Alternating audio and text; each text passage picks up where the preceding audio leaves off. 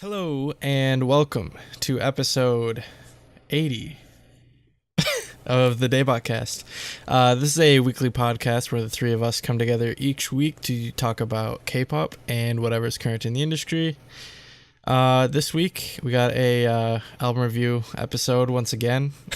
This time not tricks. 4 but 5. So you get 5 topics this week. One of which was a first Twitter poll viewer submission type thing. Yeah, yes. Which is the whole reason we have 5, because everything got all screwed up, but we can explain that later. Rip Twitter pollers. Anyways. As always, I'm joined by Nate.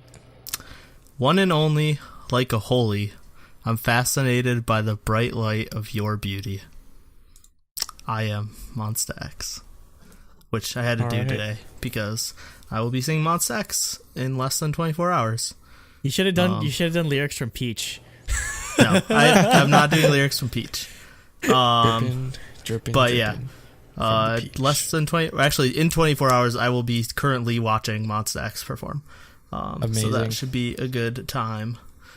Wonho will probably take his shirt off, and I'll see his ridiculously large arms. I'll be seeing them on in a couple of days. Sunday. Victoria should be there. I just remembered it. Yeah. I won't be there.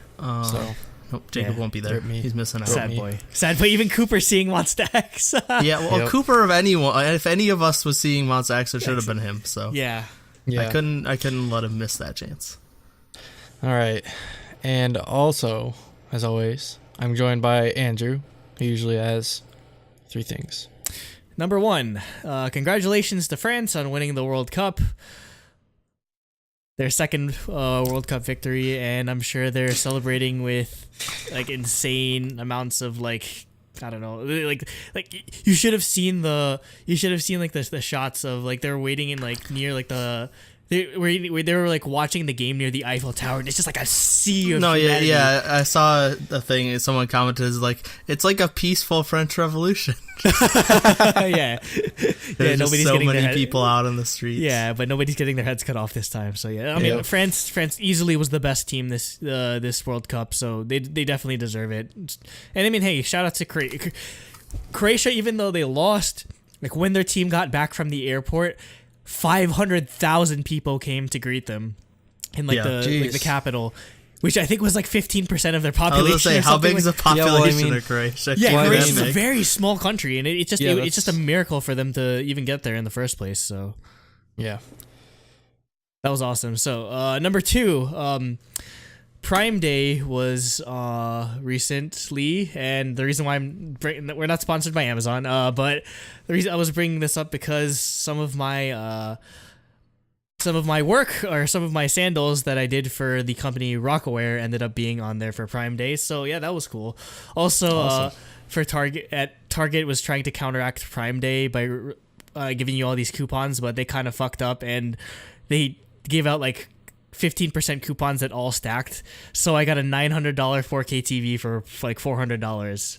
And it's coming next week. I'm so happy. Oh, did it actually go through? Yeah, it went through. I'm surprised. So. I actually did end up buying something on Amazon Prime Day. What'd you buy? I got some noise canceling headphones. So what? Pretty cool. More? Yeah, they were like $200, so it was pretty good. Oh my god. Okay, I should have bought some too, but I have my Sennheisers coming later. Anyway, and number 3, these are Sennheiser. Yep. Jacob and I have been kind of obsessed with Initial D for the past week or so. Yeah, couple days. Re-obsessed with Initial D, which is an amazing show especially if you love cars and anime, and it's basically Japanese cars. Like Initial D is basically the Dragon Ball of like car anime, basically, because it's just like super powered main character faces off against people that just like overreact to everything. Yeah, oh my god, it's a super powered main character with a very underpowered car. Yeah, with a very underpowered car. So well, yeah, definitely, and it makes me just super anxious for when we go to Korea. I want to see all these amazing like JDM cars, and if I don't see a Hachiroku over while we're in Japan, I'm gonna be so disappointed. I need to see at least one Hachiroku in real life. I mean, if we go to that Initial D cafe or whatever, they have one right up front. Yeah, so. We need to. All right, those are my 3 things. Yep. All right. I'm Jacob. Hashtag no blow note. No blow note. And Never we can get gonna right happen. into the reviews. Nathan. Yep. So topic 1 is a Mamamoo, a Red Moon, which I believe is Andrew's pick. So yeah, for this week we each picked an album to review that came out recently because there's a billion of them, and then we did a Twitter poll for the last, which we kind of screwed up and turned into 2 because turns out Triple H is a single album and we didn't realize that. So Yeah, we decided we're to like that's probably too short singles, 'cause and then we ended up putting it on there because we Yeah. thought it was a mini. Yeah, we thought it was a mini. So on top of it, we're gonna review Gugudan, but that's later. For now, we have Mamamoo's Red Moon, which Andrew decided we should review. The first track is Midnight Summer Dream. It's a cover of It's the it's a Midnight cover cover. / remix of the Elris song. Okay. Summer Dream. Yes. They could pull that off. Midnight version, yeah. It's just like a sexy version of it. Hell yeah. But yeah, this is a pretty interesting take on like the reggae pop song, like dancehall type crazy stuff. It's definitely like got that reggae inspired, but I like the synths that are used in it is like they aren't typical to this type of song, if that makes sense. Yeah. Like they definitely sounded very unique. So that made it stand out for me. And then obviously it's Mamamoo, so the singing is really good. But that's to be said for all the songs on the album. Yeah, that's kind of going to be a recurring thing where it's just like we can just comment on how amazing the singing is on almost every track because it is. Yeah. That's a given when you're talking about Mamamoo. Mm-hmm. But as for my thoughts with this song, again, loved it. Mamamoo has such a unique way of incorporating trap drums into like just traditional pop music without making it like over. Well, we'll get to the over the top song with trap drums later, but this one was more of a like a pop song. And again, going back to talking about how amazing the vocals are, like the high notes that Yoon is hitting in this song are just ridiculous. So this is a great track to start off the album with. Yeah, with this one, the drop in the chorus is definitely like very effective here. Like it's not a half-assed, Steve Aoki drop where it goes nowhere. Like it actually has impact. Why are you hating on Steve Aoki so much? His drops are so disappointing. They're always like wah, wah, wah, wah, wah. Anyways, now I want him to take that sample of you doing that and he's gonna sample that and turn it into the hottest beat of 2018. Steve Aoki, please. Now he's gonna use yours too. Anyways, the trap hi-hats in this I actually didn't mind. I think they actually aid the song rather than like they're not annoying and overused like a lot of times they are. So yeah. And also again, like Andrew said, Huyen's vocal is amazing. I think hers were definitely the most effective in this song for me. So yeah, like she stood out, I guess is what I mean to say. Yep. Next, we have Egotistic, which is the title track. So this is a very Latin-focused pop song, a lot of Latin guitar, which is pretty much the focus. You can tell, like, straight up, the music video, the, like, first shot is just a dude playing the guitar, doing, like, a guitar lick. So, yeah, I thought it was a really good, interesting style. They haven't really done much before. I like that they're trying out new styles with these this like 4 album, like whatever they want to call it, Quadrilogy series. I don't know. Yeah, it's quadrilogy.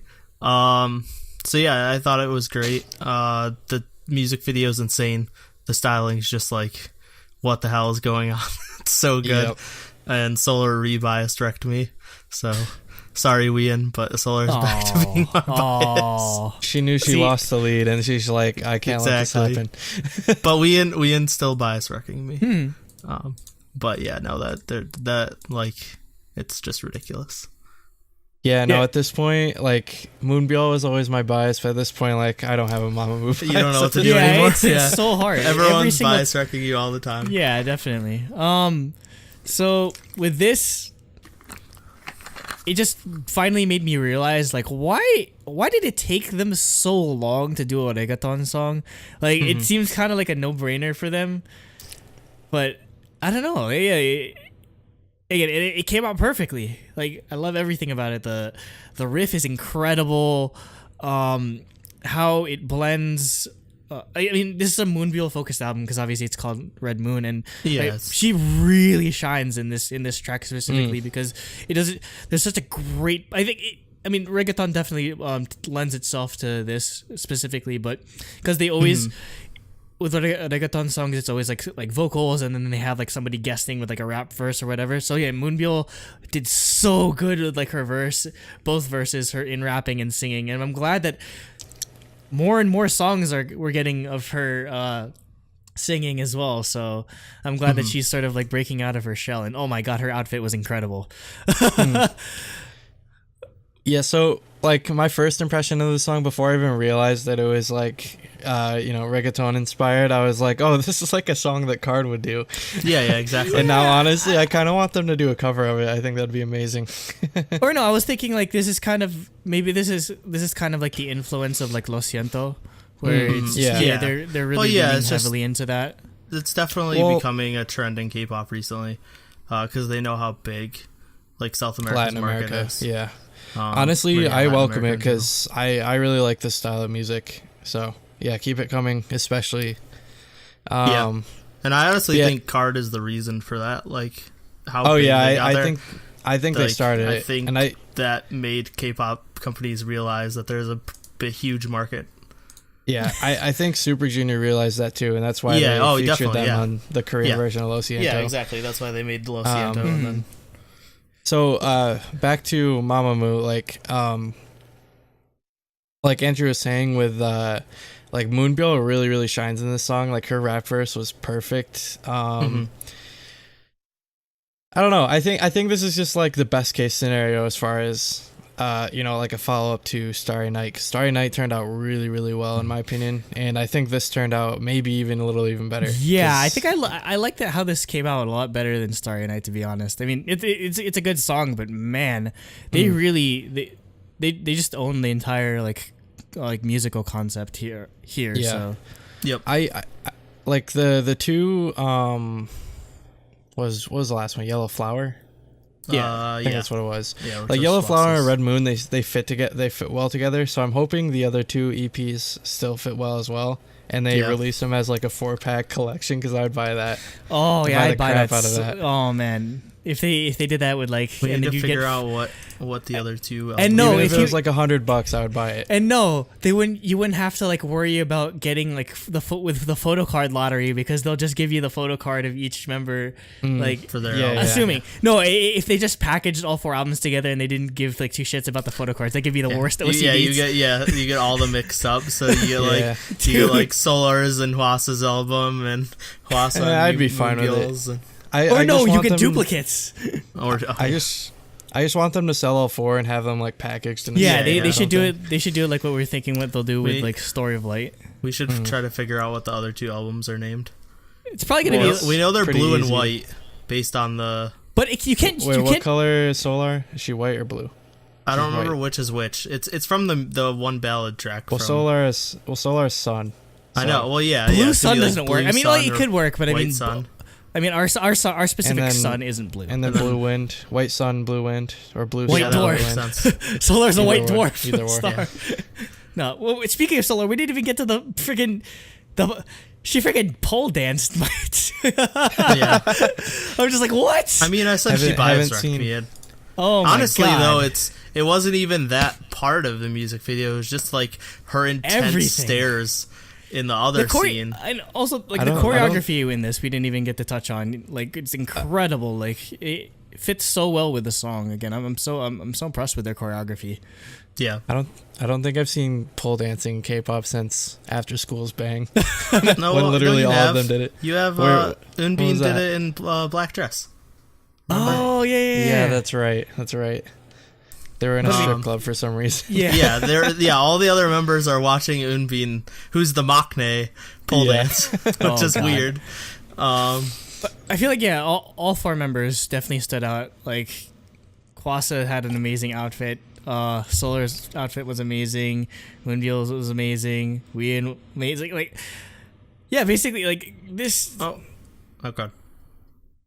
I know. I'm just shocked at how well they pulled this off. Honestly, I'm just in we awe. forgot to ask Jacob. Is this your favorite song on the album? It's one of them. It's probably one of the favorite, right? Yeah. It's one of my favorites. Okay.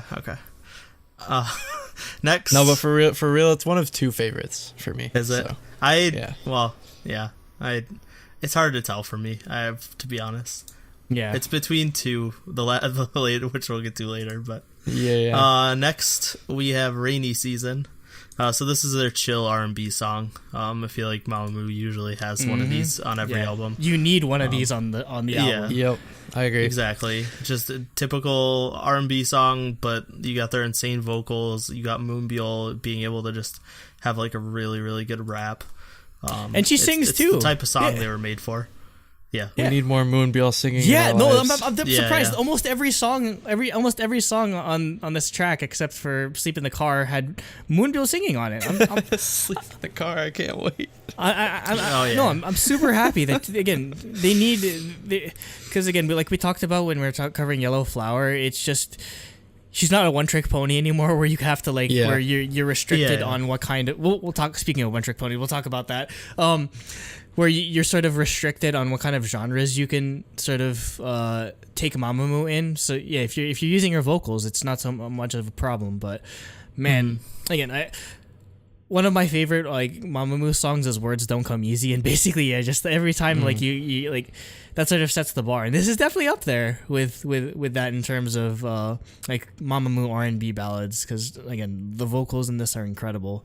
So Yeah, like this sort of song are like my favorites from like Red Velvet. Like the Velvet is like probably one of my favorite albums from them. Yeah, like I want to see more, I guess, like Velvet tracks from Mamamoo, because like I could totally go for like a whole album like this. Definitely. Yeah. Next we have Sky. So this, I guess, is for some video game, you said, Andrew? It's called Icarus M. It's some crappy mobile game. Okay, so it's for some video game. But it is a string-based, like, pop, innocent pop song that's, like, straight out of A-Pink's playbook. And I think they do it really, really well. Unfortunately, there's just some random hardcore rap that Moonbyul does halfway through that does not fit. I'm okay with it. No, like we were talking about, like it doesn't ruin the song for me, but it definitely doesn't fit. It ruins the song for me. Like we were just like. Well, you wouldn't like this type of song anyway. No, I love this. I love this because again, it's. But you don't like A-Pink? Because that's all they do. Mamamoo doesn't do this, so to be able to hear them pull this kind of song off is just incredible. And again, shame upon you. Well, no, I mean, it gets see tiring. Hey, wait. See that panda bong back there on that shelf? It is staring down your soul. It is. I don't hate A-Pink. I just straight to A-Pink hell.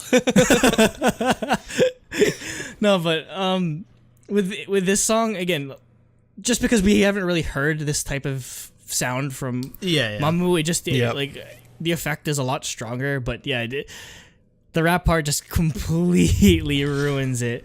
Again, after we're just praising them for just being like, oh, you're incorporating more Moonbyul singing, and they just have this like random like trap breakdown, and then like if you even watch the music video, it's just like there's no like a mood change whatsoever. It's really? Like really like happy-go-lucky, even though there's like this like really intense trap drums going in the background. They took like the random rap breakdown from Bam Bam or Boom, but put it into an A-Pink song instead of an EDM. Yeah, like I think it's song. funny. I like it's just it. like even weirder. Did you guys watch the music video? No, I didn't realize. I haven't seen it.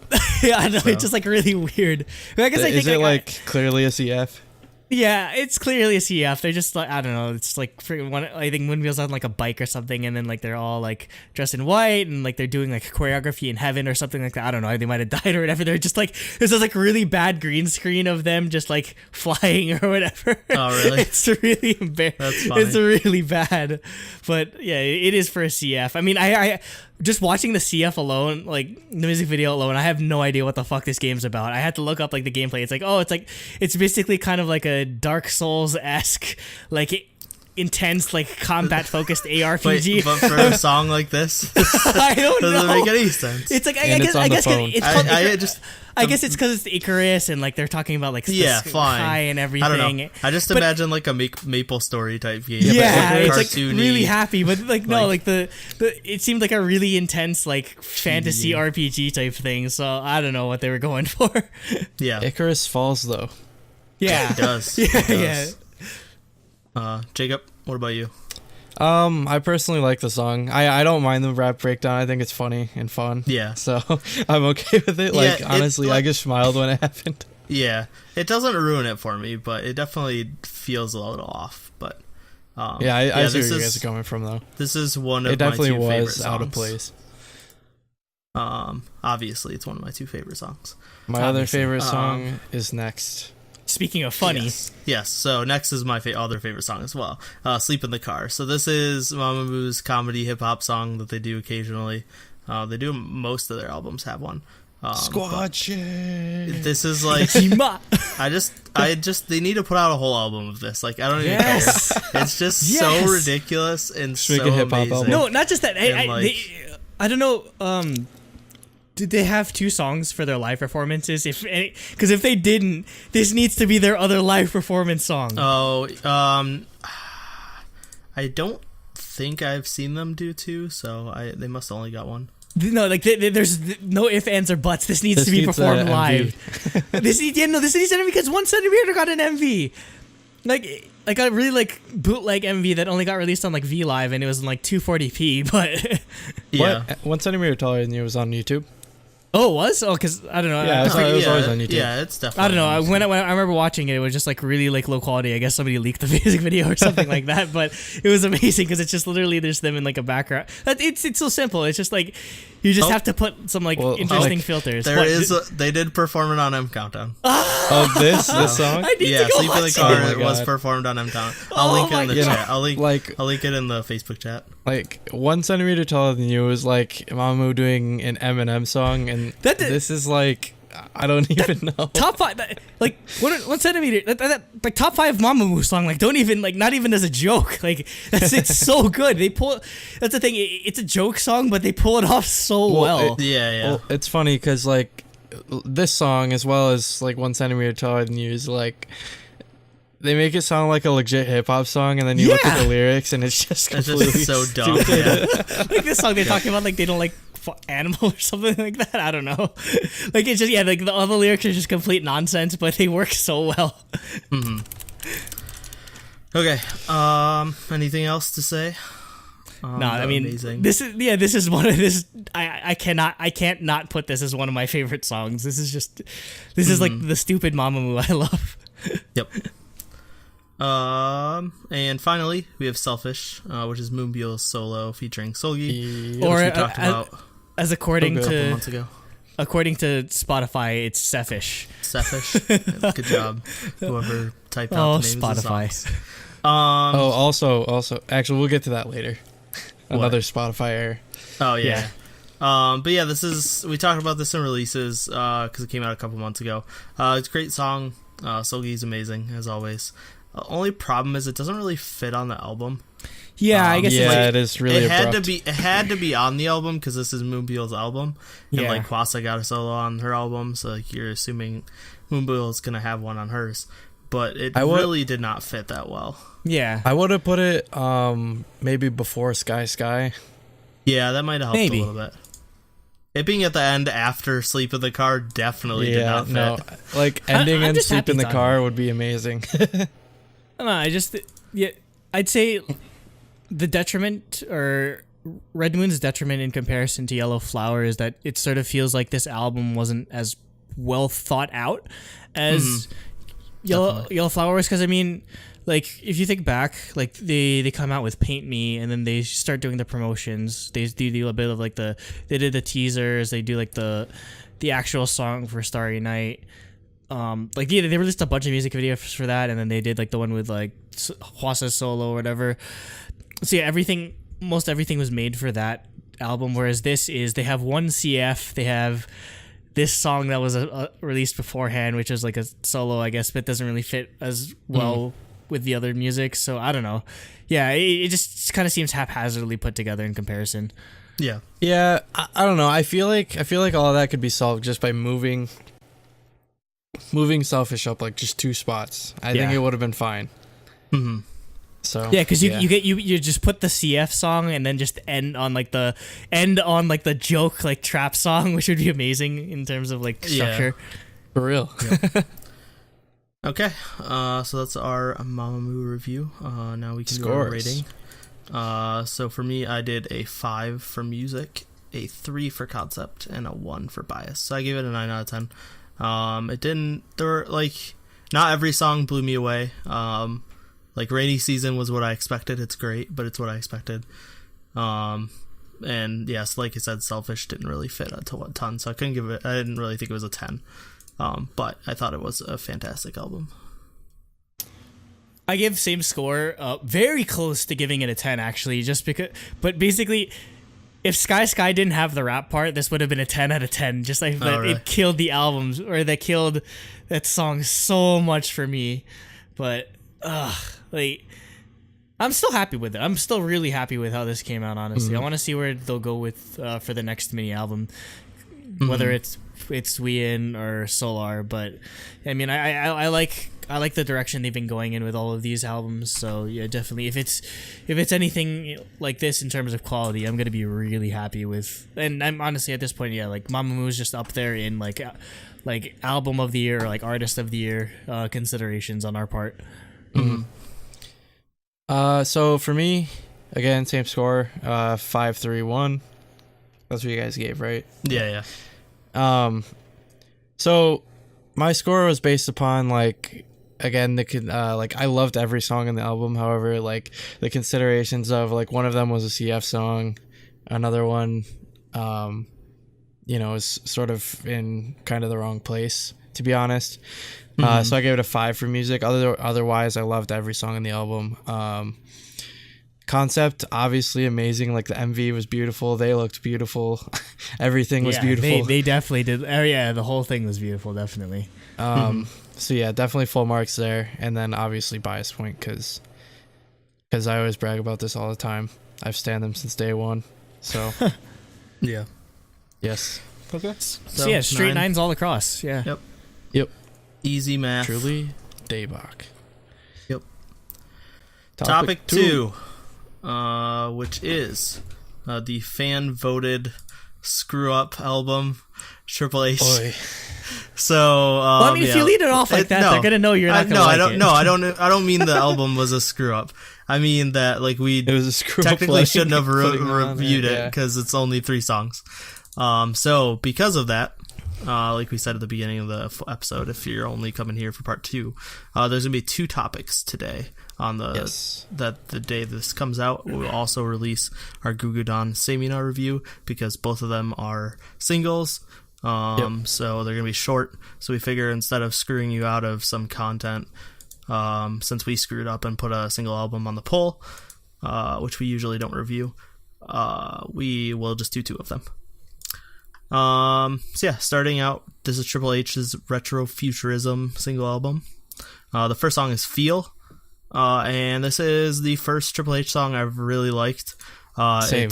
It's like old school 4-minute Hyuna vibes. It really reminds me of Change, which is Hyuna's solo debut. I like that they used like electronic guitar riffs occasionally in it too. So it's just like a really old school like hardcore hip hop dance K-pop track.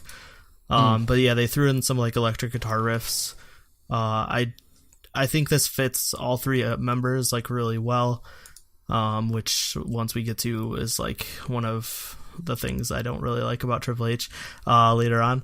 But yeah, I think this should easily have been their single, and it's definitely my favorite song that they've done for sure. Agreed.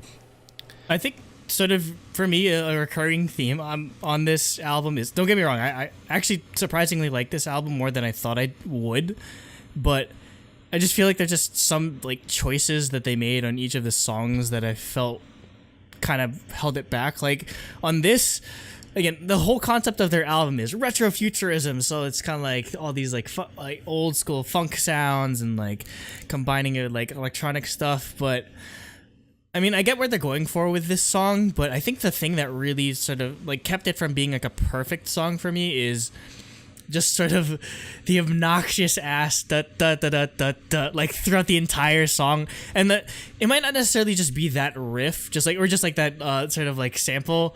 I think it's just the mixing is just like all over the place because everything is just super loud. Like that's very loud. The guitar is very loud. Their vocals are very loud. So it's very hard to focus in on one thing. It sounds like a mess basically. It's such a shame because like I think like my favorite parts is when like they sort of like strip back the instrumentals and more of like the vocals come out, and like there's some vocal parts that are like shiny esque where like it's like electronic style and everything, and which is great. Like towards the end, like they have like the bit of tinges of like New Jack Swing, which was again incredible. But yeah, I feel like if it was mixed better, I would have loved this song so much more than I did. I know that everyone's like super high on this song, but man, it's just like it's so hard to focus on hearing the song because all I can hear is da da da da da da, like that really like obnoxious like like chime sound that they keep going with. It kind of feels like they're trying again. It kind of feels like, oh, Hui and Edan are like, yeah, let's go with the retro thing, and then Hyuna's like, no, and then like don't forget the I don't know, just like trapness of the song or whatever. So I don't know. It just feels too conflicting for me. Yeah. So for me, I really like how it's very 2010 K-pop. I feel like. Yeah, exactly. Like everything's loud. It is a little messy, but I kind of like it this time around, even though I'm usually the one who's kind of a stickler for mixing. But I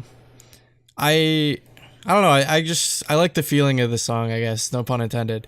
Yeah, no. Ultimately, I do like it. Yeah. So yeah. I don't know. I just think it's fun, and I feel like this definitely should have been the title track on this album, in my opinion, because I think I definitely would have had a much better reception this time around. Yeah, same. Well, that is if and also the concept is better, because yeah, if you look at the song, it kind of feels like, again, talking about how sometimes they sort of change up the instrumentals or they sort of strip it back. Sometimes it's like it's like the song has like different movements or whatever, where it has like one sound and then goes into another sound and goes into another sound. I feel like that would have worked better with a music video as opposed to something like Retro Future, where it was sort of the same type of sound for the entire. I mean, there's nothing wrong with that. It just feels like, yeah, if Feel got the music video, it would have been more interesting because they could have played with the visual aspects of that, where they're sort of changing the visual style of the music video for like every type of like music change or tempo change or the changing instrumentals and everything. Yeah, like with Feel, I feel like you could have done something totally like ethereal and like psychedelic with it, and it would have been really cool. And it still would have been inside of like Triple H's sort of like weird shtick. Yeah. So like, you know, I don't know. It would have been way more interesting than what we got, honestly. Yep. Next we have Retro Future, which is the title track. So this is like their debut, another like more funky pop song. I think the instrumentals are really good actually on this track. Unfortunately, and I'm kind of stealing this from Jacob because he's been saying it way more than I don't really like the chorus because it's super, super repetitive. And then, and I've talked about this before, and like I feel bad talking about it because I don't like being super negative a lot.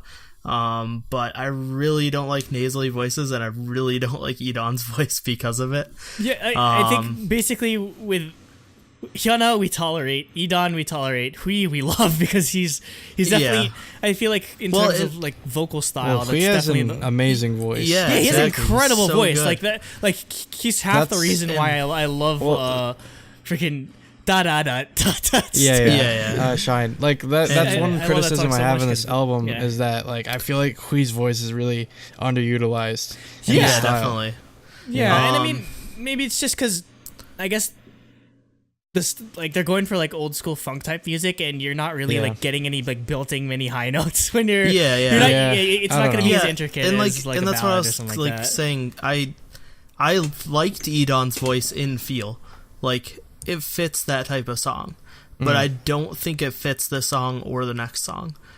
So like that really takes me out of it. And then also the music video is not very good. It's really messy, and it's just another drug-fueled sex party that they had like the last one, and it's just like not interesting at all. But then also it's really horribly shot and lit. I mean, like I get the kind of aesthetic that they're going for. I do too. It's not the aesthetic, it's just the direction.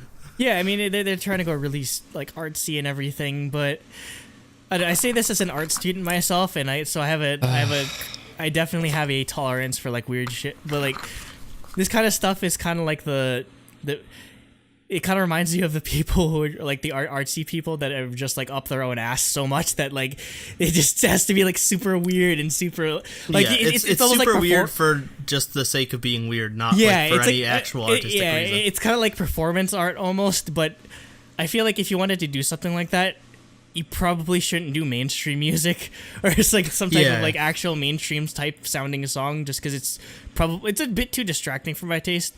And I mean, like I'd say like the actual I could tolerate the music video a bit. I'd say what really like sort of soured me on it is, man, their outfits are so fucking weird, and like they look like vampires. I don't know what like the makeup is or whatever. I don't know, and like I think that. Who is it? Like Hui's taking a shit or something like that? I don't know. There's like a frog walking on Edon's face at one point. Like, it's so weird. Yeah, like I know that's kind of like the stick they kind of established with like 365 So Fresh. It's like, oh, Bonnie and Clyde. It's like, oh, it's murder, like sex, drugs, party type stuff. But I don't know. We've talked at length with how we're kind of just bored of that kind of like, or it just seems like Hyuna's doing this just to. Because that's all she has, honestly. Because we haven't found much of her music interesting as of late, and after this, she's releasing a solo album. So I mean, who knows? Yeah. Who knows what her? I'm guessing her mind state. Yeah, I'm guessing her mind state's going to be in a similar sort of, like I guess area where they are now with Triple H. So I don't know. My thoughts on the actual song, I guess I enjoyed the instrumental a lot more than I thought I would, but yeah, the chorus definitely killed it, because with how much like writing and production talent is on this one team, there's no excuse. And I get it. They're trying to go for like especially with the samples that they're utilizing. For those that might not have been born, I mean, I wasn't born around when they're using the when Grandmaster Flash and the Furious Fives, the message came out, or I mean, I think I was alive when Cha Cha Slide came out, but like the sort of like vibe that they're trying to establish is like the old school, like the early ages of hip hop, where like it was literally like, oh, I went to like the store and I bought like milk and like I did this, and like that's like it's telling a story or whatever, and so it's kind of like repetitive, like it's kind of repetitive, or like they would rely heavily on like one word like choruses. But again, with all the talent that they have on this team, I feel like there's just no excuse for them lyrically to just say retro future like 5 times over or something like that. I mean, don't get me wrong, it's catchy. It's just like I feel like they could have done something more interesting with that chorus.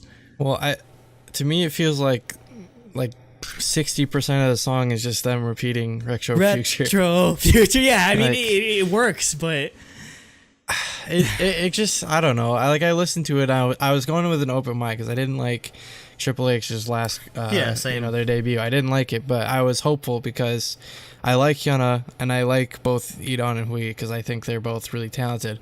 But like it just, I don't know, it just really disappointed me because everyone speaks so highly of them, and I think highly of them as well. Yeah, but like we know what we know what they're capable of, because like especially with Hyuna, we've been following her music for years at this point. So like legitimately, like for real, like Hyuna was probably like my number 2 bias like ever at one point. Yeah, like when I first got into K-pop, she was like my number 2. Yeah, of all time. I was like, come on. Yeah, but I was gonna touch on like the concept, because like that was another huge thing. I was just like I'm just so done with it. Like a lot of the teaser photos and stuff, and then their last MV, like it's using like orange lighting, and it's so ugly and like gross looking to me. Like you described it as like the literal definition of dank. Like it's like dank looking. Yeah. Like what I said before was literally, it looks like it was shot in some pedophile's basement. Like, yeah. I just get it really. I don't know. It's not the sexy stuff that sort of makes me uncomfortable. It's just like the sort of. I guess it's definitely like the kind like of it mood makes that it they look that. Gross and greasy. It's very uncomfortable. Yeah. I mean, maybe it's that's just like an unclean feeling. Yeah, maybe that's the sort of thing that they're going for. Oh, I think it definitely is. No, I mean with the song, but the thing is, I don't know what that necessarily has to do with the retro future.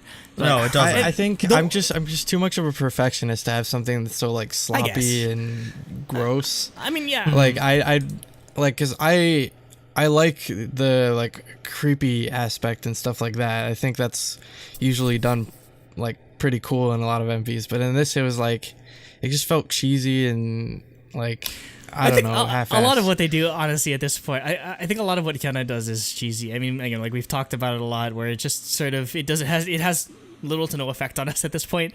It's just like, oh my god, she did what with this member? Yeah, it's kind of. Yeah.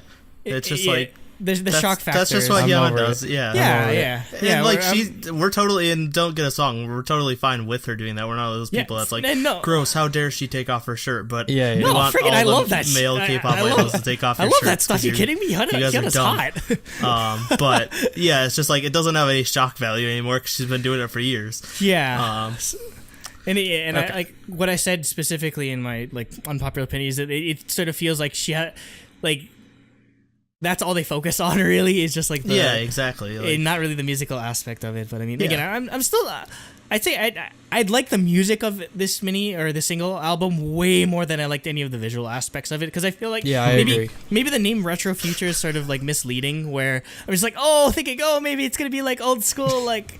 I don't know, like future funk, like type, like computer stuff or whatever. And I mean, some of the teasers were like that, and they did none of that in the music video. I'm just like, literally, you call it retro futurism, you don't have some like 80s vaporwave aesthetic type shit. Like, that's kind of a no-brainer when you're calling something retro futurism. I don't know. Like, it just kind of. It doesn't seem like there's like one solid direction that they were going in. It's like the music's going in one direction and the visuals are going in another, and there's just too much disconnect. Yeah. It just seems like the concept is like, let's just do a bunch of stuff and hopefully it sticks. And hopefully Cube pays for it. That's basically, I mean, Hyuna has free reign at that company, so they're just like, okay, whatever. Sign the check. So I want to call time out for a second, because just our luck, episode 5 subs just came out. Oh my god. So Produce Part 5 confirmed. Perfect. So, we were hoping that Produce 48 episode 5 subs would have come out like yesterday, so that we could have recorded Produce Cast today to go up on Saturday, but that did not happen. So, and I'm going to Monster X tomorrow, so so we will not be able to get a Produce Cast out last Saturday, but you already knew that. We'll have it up this week from your perspective. It'll be up by the time it'll be fine. It'll be fine for sure. Okay, let's go to the last song in the album, Show Me. And this is actually even more than retro feel. What I was talking about. I think this song is really good. I think it fits Triple H really well. Yep. But E'Dawn's voice ruins it for me, because like we talked about, like Huey's voice is so good in this type of song, and like it felt so out of place when E'Dawn started rapping. Like, I don't know what it is. I can't tolerate that. Like, I don't want to say can't tolerate it. I didn't hate the song. I like the song, but it definitely lowered my took you out thinking. It took me out of the song. Exactly. Yeah, I'd say that's probably the reason why we sort of have a hard time getting into Hyuna or like some Pentagon songs, or just E'Dawn in particular, is because I guess the hearing the voice at first is kind of jarring. So I can understand, but I mean, this was my favorite song actually, just because it's just 100% like New Jack Swing. So of course I'm gonna enjoy this. I mean, but again, it's kind of curious how basically the first album was just them copying like Uptown Funk in a way, and then this is just them like going after the style of Finesse. with Bruno. It's basically it just feels like they're kind of like copying Bruno Mars the entire way. Yeah, so it's really interesting. Like if Bruno Mars releases I don't know, like tropical house ballad song or whatever, it's like next thing you know, tropical house ballad. Let's go. Oh no, Triple H is gonna become Nate's favorite group of all time if they ever release a tropical house ballad track. But no, it's kind of just funny that they're just sort of like following their songs progressively. But I do like. I feel like this song could have worked so well as a single just because New Jack Swing has amazing choreography and they're all pretty good or they're all excellent in their own rights when it comes to dance. Maybe that's the one thing I hated about Retro Future is that they don't really focus on the choreography, and B, of the choreography that they showed, it was just boring, or it was just really like, I don't know, it wasn't interesting, at least for my eyes. So yeah, it just feels like, with Feel and Show Me, it just feels like there was just so much more they could have done visually, both with choreography and with the actual music video, but I guess they were sort of pigeonholed into the fact that it's actually called Retro Future and the album's called Retro Futurism, so they had to go with it. But yeah, I feel like both the songs that weren't the title or the single were just so much better, like in all aspects. Mm-hmm. Yeah, so for this song, like I actually really like this song as well. To touch on like Edon's voice, I think in his second rap it's fine. Exactly. Yeah, it's fine. I felt the exact same way because it's not for the first one he went like super nasally. Yeah, and then the second one he didn't. He was normal. Yeah, and it sounds great. Like why are you doing that? It doesn't. To me, it doesn't add to the aesthetic at all. It just takes me out of it. And some people do like it. Cooper loves it. I feel like people are gonna get mad at me for saying this, but I just feel like he's just trying to sound like G-Dragon. No, we've said that multiple times. Yeah, I've said that. All of us agree. Last year. Yeah, he sounds like he's trying to copy GD, and like he's like it just sounds working way better when he doesn't do that. Yeah. And I mean, speaking of normal voices, Hyuna uses her normal singing voice in this too. So again, it's so much more enjoyable than just her like really in your face. Like imagine if she did like her nasally voice for the song, it would not have fit at all. No, so exactly. This is the Hyuna that I sort of like fell in, like the voice I fell in love with at first. Yeah, like believe me, I literally listened to like 4 Minutes entire discography like 2 days ago. I'm familiar with Hyuna's regular singing voice. Yeah. Okay, we all good? Yep. Let's get to rankings. So for me, I'm gonna shock you all. I'm gonna give you, so if I just ranked these 3 segments as I would rank them, this is my ranking, but this isn't my real ranking. If I ranked them as I should, it would be 3-1-0. But this is not a 4. I don't think this is a 4 because I like 1.5 of the songs out of the 3, so 3 out of 6. I really don't like.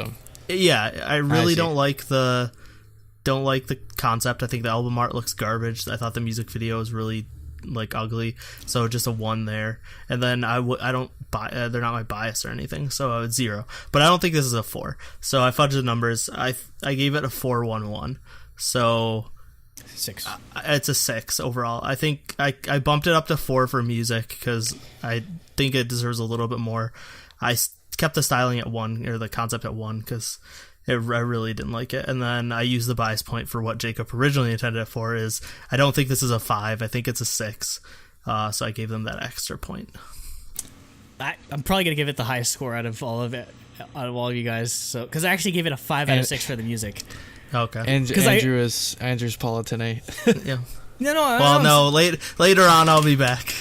No, I mean, for my babies. I was just super like with the music. I was just super impressed with actually how it came out again. Most of my gripes with this is the visual aspect of it, which is why I gave it a 1 out of 3 for concept. But again, for the most part, I'm fine with the music. So 5 music, 1 concept, 1 bias, 7 out of 10. So I'd say that's me being very generous. To Triple H. Yeah. Because again, it's we've documented just like how we've just sort of been like frustrated with, in particular, Hyuna's creative process. So yeah, I'm still pretty happy with how it came out, for at least musically.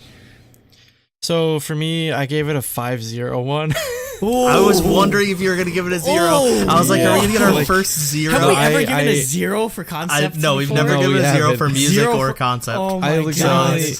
Like seriously, like I don't know, like the aesthetic they keep going with the orange lighting and the just really like lo-fi, but in a bad way, like sort of feeling. I just it just feels dirty and unrefined, and it rubs me the wrong way. I guess it's not like, again, it's not anything against them or their art. It's just like it really rubs me the wrong way.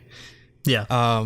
So I gave them 5 for music because I really like Feel, and I also really like Show Me, and I liked half of Retro Future, I guess. Yeah, you like the instrumentals. Like I said, I love the instrumentals, and the verses that existed were pretty good as well. So yeah. I think I might finally realize like why we hate it so much, because they're kind of trying to jip off of the photographer Terry Richardson, the guy that just he's like a pop art photographer that, anytime that like there's like a celebrity and it's just like a super overexposed picture of them with a white background or whatever. Yep. I mean, just basically that, and that guy's a fucking creep. So maybe that's why I just don't. I don't know. Like he has like some really like weird like like picture of Miley Cyrus that apparently she's like, I don't know, like crazy like weird like, but when she was like going nuts for the first time, that he did the photography with her and everything, and it kind of feels like they're kind of going after that aesthetic. But I hate that photography so much, just because it's maybe that's why we hate it. It's so I guess it's just so it's too incorrect, because like there's definitely a threshold for acceptability of just like aesthetic or styling of just like low, like super low quality, and then it just being garbage, and this is more towards garbage. So yeah, like at the end of the day for me, like the music was good, the music was there. Retro Future just had a weak chorus, so that's basically the problem there. And then like my biggest problem is just like the concept. I just really don't like the concept, and that's what drove it down so much. So yeah, I guess so. 6 out of 10 overall. And I mean, for as much as I like the music, I'd still like to see them go in a different direction, because this probably is going to get stale. Definitely. If they keep doing this, just like the whole 80s funk concept, which, I mean, don't get me wrong, I like it. It's just I want to see them. We know what they're capable of, so I want to see them push this group into a different direction. So didn't they produce like some of the best songs on Produce 101 last year?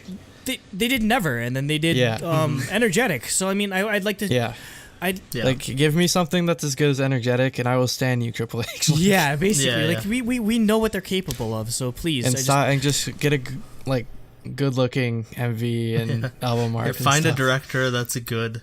Get like, I don't know, friggin' Two always does the directing of music videos. I don't know. There's a couple people. Yeah, I don't know, Digi Petty. Yeah, that's one that I know of. Yeah, but they're more for like low budget ones. Yeah, weird. So. Okay, let's move on. We will go to topic 3. IOI time. Whee! It's the ice cream bong. But I freaking love that the light stick is called the bong. Yeah. A candy bong, ice cream bong. Yep, panda bong, candy bong. So we are reviewing Gugudan Semina's subunit Semina's debut single, just to give you a little more content. Even though we could have told our Triple H review, even though it was 3 songs, was like a total full review because we talked for so long. But here's a little extra. This is 2 songs. If you don't know the Semina, it's Sejong, Mina, and Nayoung, who were the 3 members from Gugudan that competed on Produce 101. Sejong and Mina obviously made it into IOI, and Nayoung got like 14th or 16th or something. She was close to the end. She made it to the last episode. The first song is Semina, which is the title track, which actually I think means jealousy, or it's something like I'm jealous, something like that. But this straight up gives me Twinkle TTS vibes like all day, which is all I could ever want out of this subunit. I thought Mina's rapping added a great mix up to it, which is something TTS didn't really have. Like Tiffany never really went into rapping. But Sejong and Nayoung singing is amazing. It really gives me those Taeyeon, Tiffany, Seon vibes. It's a very similar style to what Twinkle was. The instrumentals are great. Music video is really good. There's tons of color. It's very summery. But their styling was really good. this was pretty much everything I could have wanted as an IOI stan.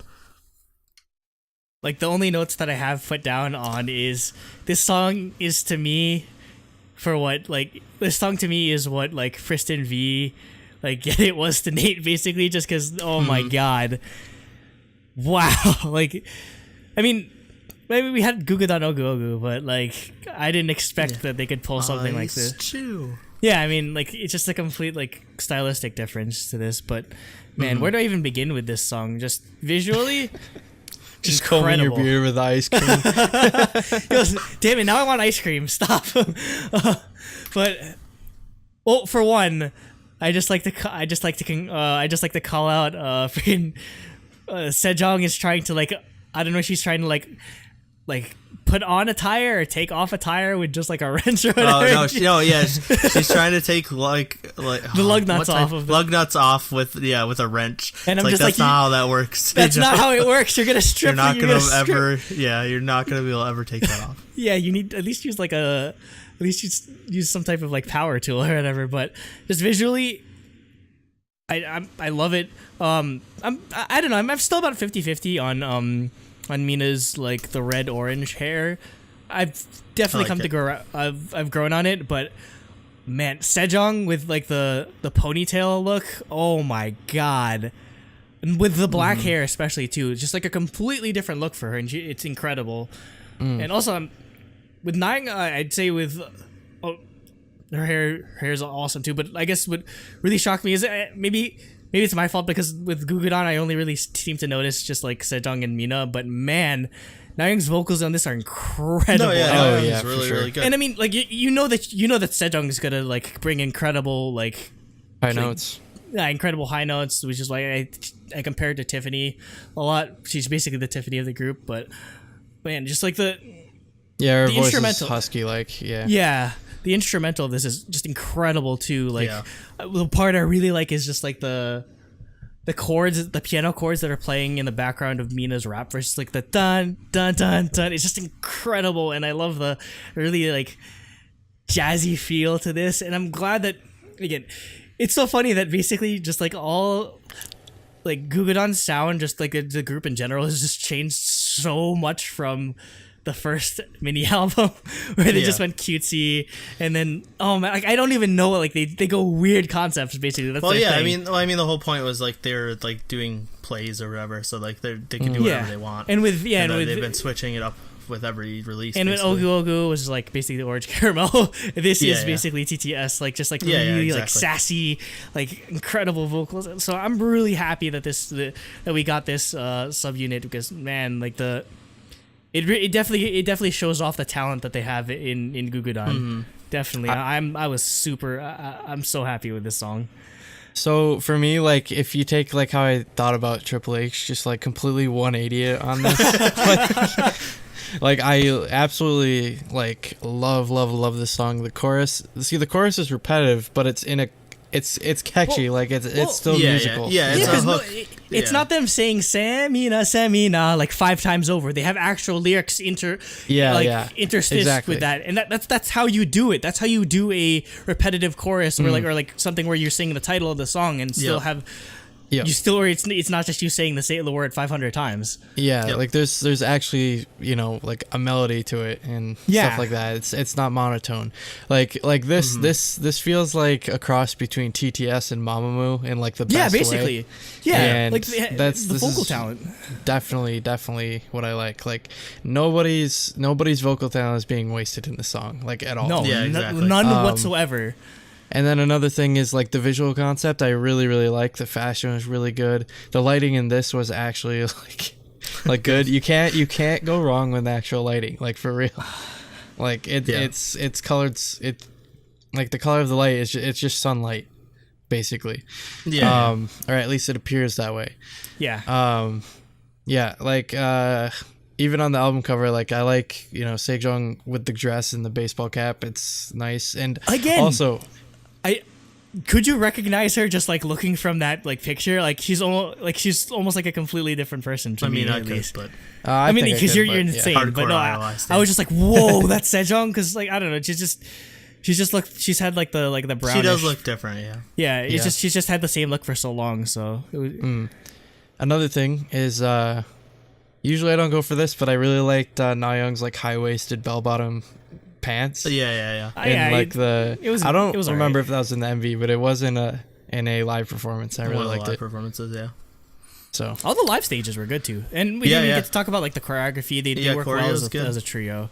So they added backup dancers for each of them. So like they each have 2 backup dancers assigned to them basically. So that adds like fills up the stage a bit. Yeah, because it's a small group. So one other thing I'd like to say is I hope Semina becomes a kind of a staple that we get every couple years, like Tae Saw was. So, because I don't know how this is doing in terms of like views or sales or whatever, but man, this can't just be a one and done thing, because there's too much here for them to ignore. Yeah, I'm not really sure. I haven't looked into how it's doing. And next we have the B-side, which is Ruby Heart. This is another similar style song. They didn't really stray and do anything crazy different. So another song that sounds very TTS like. I think Jellyfish did a great job choosing the concept for this subunit. Like, just both of these songs fit them so well.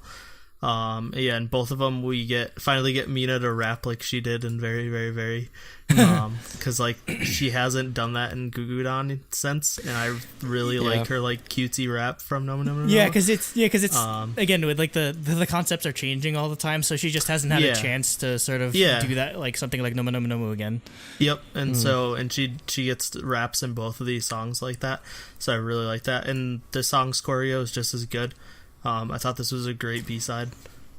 So, with Gugudan, it's interesting with their concepts. Like, they do completely change every time, but at the same time, they still feel cohesive. Yeah, it still feels like a Gugudan song. Yeah. Like, I don't think they fall into the trap that, like, CLC kind of fell into, where they're, like, switching way too much, way too quickly. Yeah. Like, flip-flopping, I guess. Like, with this, it just feels like they're progressing on to the next thing. And I feel like, again, the one thing that's sort of just the tying or the uniform thread that ties all of their songs together, despite the changes in sort of musical style and concept, is again the quality of their vocals. Is that you can definitely tell it's a Gugudan song just because of like how good the choruses are, how good how good everything is structured vocally. So that's definitely a huge aspect of why. And I mean, not everyone can do that, because unless you have people that are able to anchor that song, and like unless you have like somebody like a Sejong where you can just like really like anchor it, and also I guess like the style of song where she can like belt out her notes like this. It's going to be very hard to go from concept to concept and have it work as well as Gugudan's doing it right now. Yeah. Mm-hmm. So for this song, like this is about like what quality I like expected from like the single, but then Semina ended up being like way higher than my expectations. So I was still really happy with this song. Like, this could have been the single and I would have been completely fine with it. Yeah. So yeah, I guess that speaks to the the quality of the two songs we got. Yep. Yeah, I mean, I didn't like it as much as I did with Semina, but it is still a very good song. Again, like the shooby-dooby-dooby-dooby hard part is just super catchy, like Semina is. So again, I was pleasantly surprised with the single album. I didn't expect this out of Gugudan, honestly, because again they haven't really leaned. They only just started leaning into like this sort of like more mature, like sassy ass, like with like Boots was just like such a change for them. So yeah, I'm glad that they started like evolving in that direction. So we're gonna get more of this. It's just gonna be awesome. Yeah, I want them to get at least like a full mini album, or even a full album deserve might that. be Yeah, cool. definitely. So yeah. Okay. Ratings. I don't know if you guys rated it. Sometimes we don't. I did. Yep. 10 out of 10, obviously, for me. Obviously, it's just both songs were amazing. I thought the styling was great. So I gave it a 9 out of 10. Just like 5 out of 6 on, because I didn't think it was perfect necessarily. With like Ruby Heart would have to like blow me away for it to, like, as good as the song was, it'd have to blow me away for it to get like a 6. But man, this is still like a really quality like of a release. And we need more. Like I want another comeback. Maybe we can get Ogu Ogu again this year, and then maybe like early 2019. We're probably not getting Ogu because Hyeon's on hiatus. So that's probably why they made this. So maybe we can get another Semina. Yeah. There probably was going to be another Ogu comeback for the summer. I think it was the plan. And then this, Hyeon's sick, they decided to do this instead. If this becomes a lot more popular than Ogu, I feel like this will probably replace those time slots. Oh yeah. But honestly, I would be kind of fine with that because I prefer this type of music, I guess. Yeah. The orange caramel. Because Ice Chew is kind of like more like meme music. Yeah, it's meme. It's so good though. I mean, this kind of is as well a little bit, but it's more serious and fun and summery and so yeah, I hope this becomes a mainstay. So, What'd you rank it? I actually since this is a single, I based it since it's a single with only 2 songs, I based it more off of Semina, so I actually gave it a 10 as well. Because I really enjoyed Ruby Heart as well. So like I said, I would have been perfectly fine if that were the actual title track. Yep. Truly Daebak single from Gugudan Semina. Yep. As it should be. So basically almost everything so far, everything except Triple H has gotten a shiny. And moving on to topic Chungha. 4, which is another IOI member. So it's probably going to get a shiny. Spoilers. So this is Chungha's 3rd mini album, Blooming Blue. And we'll start off with BB, which is the intro track. So I don't know if you haven't listened to a Chungha album before. The first track on the album leads into the single, and it's always like an intro dance track. Yeah, which she performs on music shows. Yep, which is awesome. I'm glad that she does it's a really cool idea. I love that she's kept this going, and this one's just as good. The drop's really good, choreo's really good. It's everything. She is not disappointed with any of these intros. I just realized that BB stands for Blooming Blue. I was just like, what does BB stand for this entire time? It's like, oh, duh. But no, I really enjoyed it, obviously, because it's basically Chungha doing like a dance number to like an R&B song. So works super well. I mean, it's a different style of song than what Love You actually is, but it works well with Chungha just because that's what she kind of excels at, just like R&B songs, because that's what I feel like that's kind of like her best choreography that she's able to pull off. So yeah, I'm in love with all the intros that she has with her albums. So yeah, I actually thought this was a really well done intro. I like hearing her sort of vocals coming through the background. Again, it's like EDM R&B kind of fusion sort of thing. Interesting mix. Which I thought it turned out well. So it's an R&B song with a drop, if that makes any sense. Yeah, basically a really good drop too. Yeah. Moving on to Love You, which is the title track. This is a summer EDM tropical house song, which is pretty much a mainstay in K-pop nowadays for summer. I like that this started off with a guitar riff that's really similar to Why Don't You Know, but it switched. It didn't continue throughout the whole song, so it didn't feel like it was a straight just Why Don't You Know 2. Because I was, when I first heard that and they put it in the teaser, I was a little worried. I would have loved it regardless, but I was a little worried that it was just going to be straight up Why Don't You Know again. But it's just at the beginning. I really like the chorus, and the choreo for the chorus itself too is just really, really good. Obviously Chungha is known for being a really good dancer, so you're gonna expect the choreo to be really good. And then the music video, she just looks utterly amazing. Oh my god, styling is so good. I'm gonna start a change.org petition to ban freaking Chungha from ever appearing in an orange bikini top ever again, because that shit should be illegal, man. Damn it! How dare you? How dare you impose these feelings on me, Chungha? In regards to the actual song, I think the one thing that it has over Why Don't You Know is, if you remember my review all the way last year, I liked Why Don't You Know, but the sort of problem I had is the melody that they wrote in the chorus was slightly out of her range, and she was sort of straining her voice. This, no problem whatsoever. They did a great job of writing it so that she's still able to hit the high notes, but it fits right in her register. So I'm glad that they were able to improve on that. And again, normally I'm the one that's sour on sort of tropical house type songs, but again, this is very well executed, surprisingly. I mean, I think mostly what won me over, not just Chung is beautiful, but the choreography in this was so good in that, again, like, K-pop choreo is fairly basic, even for, like, really good members, because not everyone can, like, dance as well. Not everyone's, a dancer first, so it's very hard. That you have to sing while doing it. Yeah, and the one thing that I love that Chungha does is that she's very good at like what this is something like actual like professional dancers do, is like they're very good. She's very good at doing a move for every syllable in like the chorus or like whatever, like the verse that she's singing, and that's very hard because you have to move in a song like this. You're moving very fast, and she pulls it off so well. Yeah, I'm just constantly impressed with how good the choreography, and obviously she's doing it herself. I mean, she was making choreography for in Produce 101 all the way back since Produce 101. She's been, yeah, you can definitely tell that she's putting a lot of time and effort into it, and it's perfect, fits the vibe of the song so well. Like the music video specifically, not just because she's like looks really pretty, like it kind of reminds you of Bubble Pop, just because it looks like it's filmed at like a similar like it's got that summery vibe. Yeah, so I mean, this is her Bubble Pop basically, and oh man, it's incredible. I'm really happy with the song. Yeah, so I really, really like this song as well.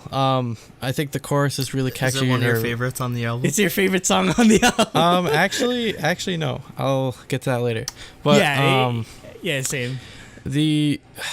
Like her vocals are good as always. The EDM parts are pretty good. Like her tropical house, I guess technically, but it's both. It's tropical house with that EDM influence. Yeah, tropical house is basically dance hall with an EDM twist to it. That's why it's called tropical house.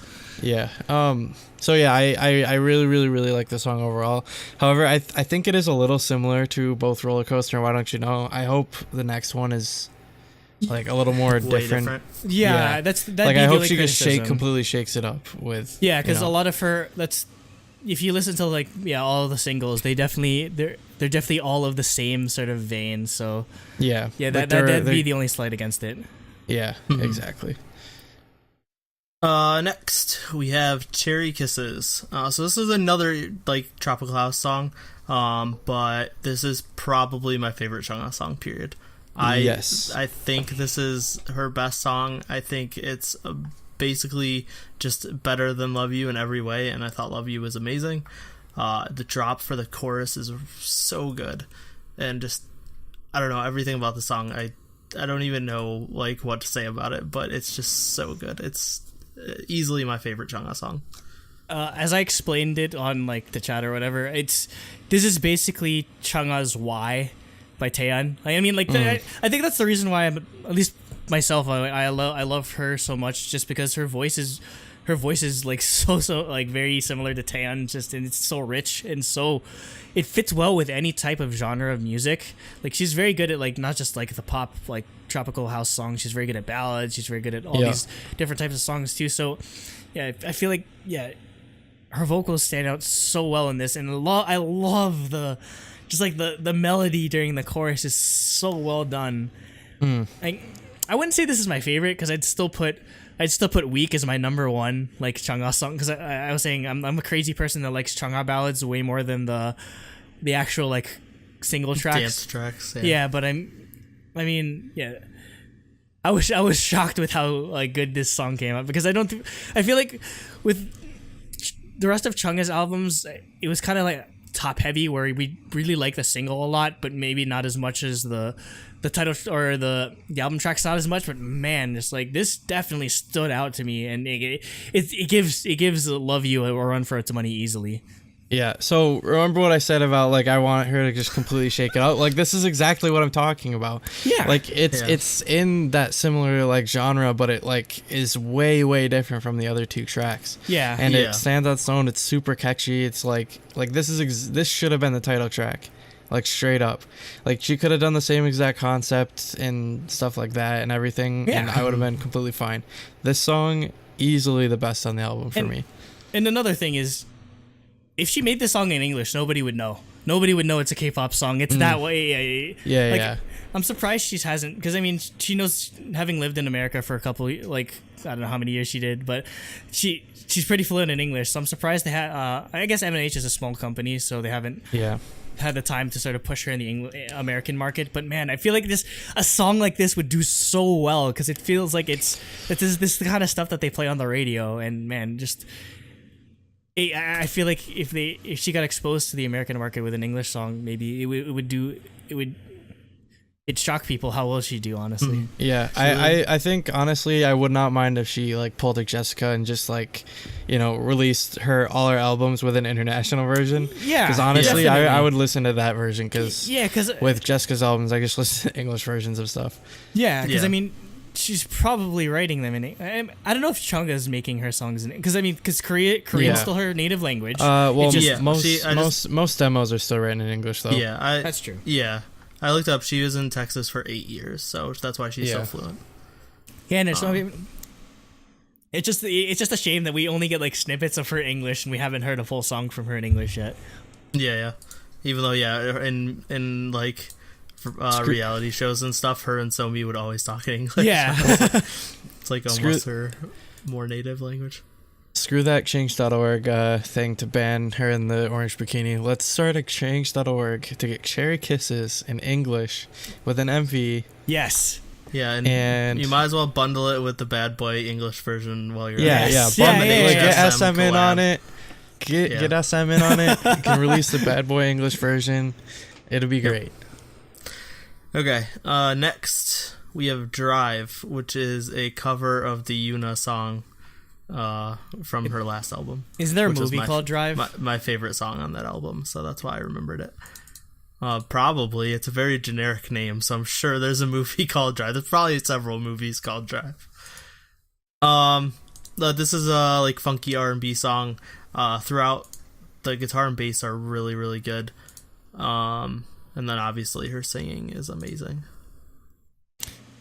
This was probably the only one that didn't stand out to me as much, because thematically it just kind of felt too similar to Cherry Kisses. That'd be my like only one complaint with it, because obviously her singing is good on it, but yeah, just in comparison to everything that surrounds it, it's just kind of weaker.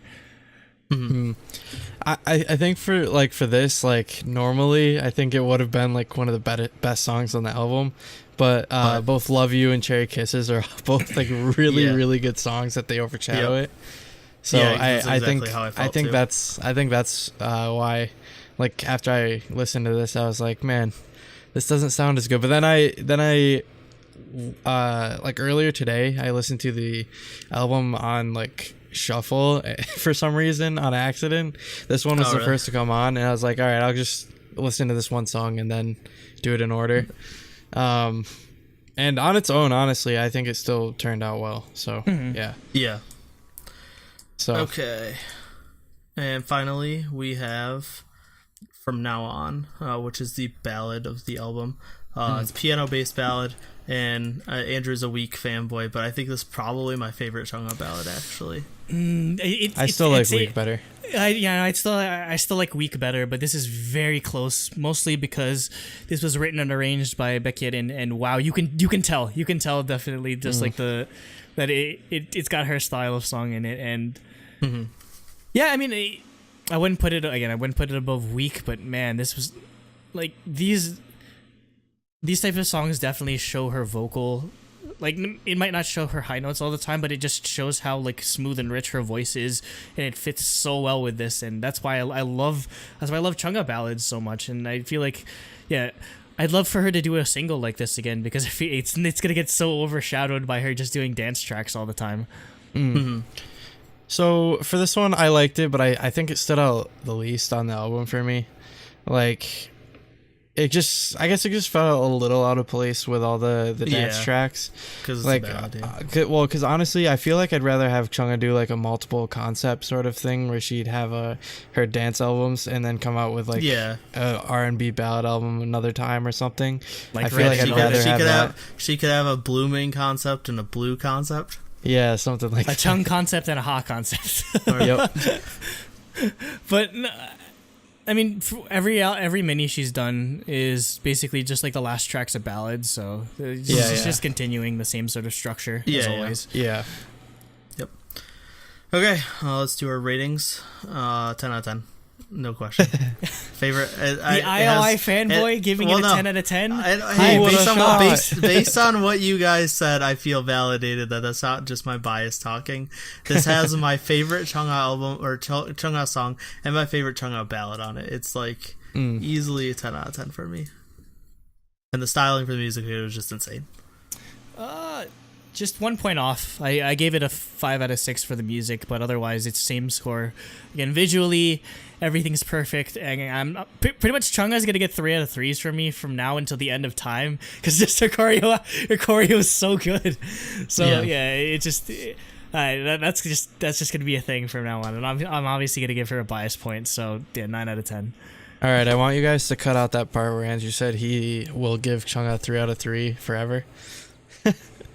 And Why? then 'Cause if post I it don't- if he post it Yeah, if he if you gives her a don't, 2. That's on the condition that, like, obviously if she doesn't do a good choreography, I'm not going to. But I mean, at this point, I've just come to expect like a high level of choreography from Chungha. So Yeah. So for me, I did 5-3-1, so I gave it a 9. Love You, Cherry Kisses, Drive, amazing. And then from now on, I liked as well, but it didn't stand out quite as much. So I took off a little bit for there. Like it's close to being a 10 for me, but not quite. So I guess it feels more like a 9. 3 out of 3 for concept. MV was really nice looking. Again, the choreography was great. The album cover is cool. It's just a picture of her, but it's nice. So yeah, 3 out of 3. It's the And opposite then- of Triple H, where it's like a really clean picture of her Yeah. and not a really dirty, gross picture. Yes, exactly. And then obviously bias point because she is my bias in IOI. Woo. Woo. so 9 that's a out of 9 10. out of 10 average. Yep. Wow, Shiny. Truly Daebak. we're 3 out of 4 so far. 3 out of 4. So far. Okay. Topic 5. Something Part 5. we've never said before. Whoa. JoJo Part 5, October 2018. You heard it here, folks. I'm putting JoJo my Part IOI 5. light stick away because it doesn't really fit Yoonmirae at all. And now for something completely different. Ice cream. Yep. So we are going to be reviewing Yoonmirae's Gemini 2, her first album in 15 years. Gemini Which is 2. crazy. This was Jacob's pick. Yeah, this was Yes. Jake's pick. Obviously, I didn't Dude, say I it, was obviously, hyped. but Chungha was my pick. Surprise. I was hyped AF when Nate told me about this. I was like, Yeah. oh my god. Yeah, both Jacob dude, and I are like- huge fans of Yoonmirae. Yeah, like her old Yoonmirae albums. is one of my favorite artists. MFBTY is like up there with Epic High for me. I love Wonderland. Like, Yep. yeah. So Okay, starting off with Rap Queen. I like... So It's this a is cover. an intro. it's a cover It's a of Rap God by I was Eminem. gonna say, yeah, it's a cover of Eminem's Rap God. This is basically an intro track. I like how minimalistic, but like really interesting the instrumentals are. Tiger JK is a great hype man. Yes, he And is. I love the repeating of "My fans are better than yours." 'cause Yes, Yep. that's MFPTY. awesome. It was That's so that's good. For them so to sample funny that. that's their. I always thought it was hilarious that that's their excuse for what MFPTY When I- stands yeah, for. yeah, My because fan- MFPTY is two meanings. As my fans are Well, better than yours, and apparently- motherfucking busy Tiger. You Busy right. Tiger and Me, right? Yeah, like apparently, like they didn't really have a name for the group. Somebody asked them, and they were just like, MFBTY, and they're like, okay. That's funny. They just went with it. So yeah, But yeah, my fans are better than yours is such a good version of that acronym too. Yeah. Like, it's great. So for me, like, I'm not as well versed in Yoonmirae's discography as Jacob and Nate are. So yeah, this is definitely. I mean, outside of like, I don't know, like Fighter, the song that she did, the vocal that she featured on with. Oh, you gotta listen to Far East Movement. Gotta listen to Goodbye Sadness, Hello Happiness. That's like literally one of my favorite ballads of all time. Yeah. Also, Always. And also, Always. What was the is SM more Station recent. song she did? Because I remember I bought the SM Station like compilate thing, and she featured on a song on there. I forget what it's called. So long But yeah, ago. so that's the thing. I'm more experienced with Yoonmirae's singing voice. That hearing her rap is just kind of a shock for me or hearing her going back and forth. So yeah, it was an interesting experience listening to this album for the first time. But definitely, I'd say, just to interject before you continue, like I'd say that Yoonmirae is like easily the most influential female rapper. Oh yeah, definitely. In K-pop, like definitely almost like a ton of rappers to me I always think like they're trying to be like Yoonmirae. Yeah, because like they're who people imitate. She is. She brings a huge amount of swag to her lyricism and. Like the thing I appreciate about this, and just speaking in generals with this entire album, you can definitely tell the influence that she had, or the influence she's taking from like older hip hop, like from the 90s, and like that's the stuff I love. That's the stuff I like. Sort of when I first started getting into hip hop, that's the stuff I really idolized. So I'm just glad. I'm glad to be able to hear this kind of like music in K-pop, because most hip hop nowadays is just more like modern hip hop in a way, but this is like all throwback basically, which I really love. That's kind of like, I guess, part of their background. Like it's I mean, what they've been around like for a while too. Well, like they were around during that time, like actually making music. Early like 90s. like Tiger JK, he grew up in the freaking LA riots, like legitimately. Like that's where he came up on, was he was rapping about like the the tension between like Koreans and black people, and there's all the craziness and stuff like that. So that's how Chungha Tiger was founded. And Yoonmirae, she originally grew up in America, and she grew up in Fort Hood. She's half black, half Korean. Yep. So like, it's just funny. The thing is that you wouldn't tell. She's actually she's fairly like for a halfie. She's fairly light skinned, surprisingly. So I was kind of shocked when you guys told me that she's half black, because I wouldn't expect it just from seeing her. Tasha Reed. Well, yeah, but if you hear the name Tasha Reed, you definitely Tasha. But it's not. It's technically I think because it's Natasha. Natasha. So yeah, she just likes Tasha. But like speaking of the actual song, loved it again. Just like again, I love the whole throwback aspect to it. So. Yeah, and obviously like the MFPTY part, and I really just in general, like with hip hop like track, I love when they sample live concerts and then just get that whole like shitty lo-fi thing, and like they go into the actual song. I'm such a sucker for that. I'm such a sucker for that. Like Kanye uses that. Like all these really like popular artists, I love using that thing, that like style. So yeah. Okay, moving on to Thin Lines featuring Tiger JK. Classic this is R&B. Yep, classic R&B Yoonmirae song. This is like her staple, because you get the best of both worlds. You get her amazing singing and her just like amazing rapping. It showcases both of her talents so well. And I loved the back and forth between her and Tiger JK during his verse. Yeah.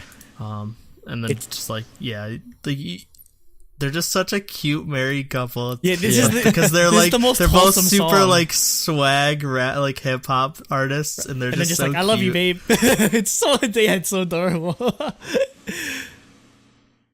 I'd actually say this is my favorite song on the entire like whole it's track up there album. for me. No, it's hard for me to pick. Well, no, because again, like the best of both worlds, where I love the way she spits, and there's just something so effortless about the way she raps. It's something you don't really hear in K-pop, to be completely honest, because it's not very style hard right now, Yeah, and no, it's very hard to rap just in general too, and so like, oh man, like. I just love just basically everything about her is effortless. Her singing is effortless. Her rap flow is so effortless. I love how, again, she's sort of very few people can pull something like this off. Like it's very hard for people to just have the same sort of, because it's very opposite. It's very hard to have like the incredible like swag and just like the sort of cadence of like a really good rapper, and just sort of be able to peel that away and have just like a sort of just like smooth as butter voice when it comes to singing, and Yoonmirae brings that to the table. So I'm just super, again, this is probably just like normal for you guys, but like I'm just, for some of these songs I'm just super amazed with just like how well it works. We gotta like wait, Nate. You have her full discography, right? Yeah. You need to share it with us, because like I want to re-listen to it, and Andrew needs to listen through all of it for the first time. I need to do my research, because I was just super impressed with this. Fantastic. Like with Thin Lines, like as always, her vocals are really, really smooth. Her rapping is great. Tiger JK's rapping is great as well. You know, he's always got like that sort of like reggae tinge to it. Yep. You know. Yeah. So, yeah. Yeah.